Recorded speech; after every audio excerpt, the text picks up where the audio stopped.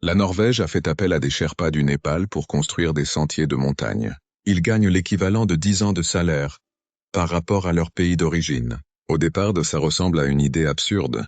Un pays riche, ultra organisé, qui va chercher de l'aide à l'autre bout du monde. Pourquoi? Parce que la Norvège avait un problème que l'argent ne réglait pas.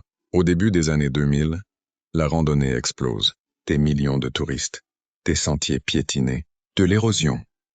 Les montagnes commencent à s'effondrer. La solution classique aurait été de faire appel à l'industrie lourde. Mais la Norvège refuse. À la place, elle fait quelque chose de radical.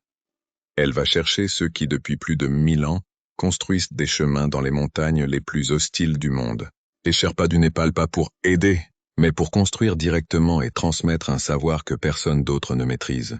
Leur méthode est lente et épuisante, mais respectueuse de l'environnement pour préserver les montagnes. Chaque pierre est taillée à la main, chaque marche est posée une par une, tout en respectant la pente, l'eau, la neige, le rythme de la montagne.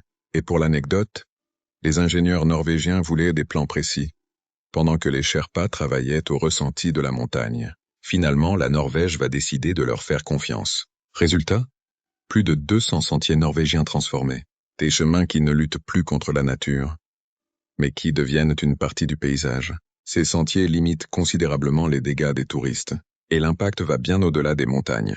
Le salaire moyen net en Norvège est autour de 4 000 € contre 300 € au Népal. Alors, pour les familles Sherpas, un seul été de travail en Norvège peut représenter l'équivalent de 10 ans de revenus au Népal. Grâce à ça, ils peuvent scolariser leurs enfants et reconstruire des maisons. Ce n'était pas de la sous-traitance low cost. C'était une rencontre entre deux formes d'intelligence. Celle qui a les moyens et celle qui a le savoir-faire. Pense à t'abonner pour développer ta culture entrepreneuriale.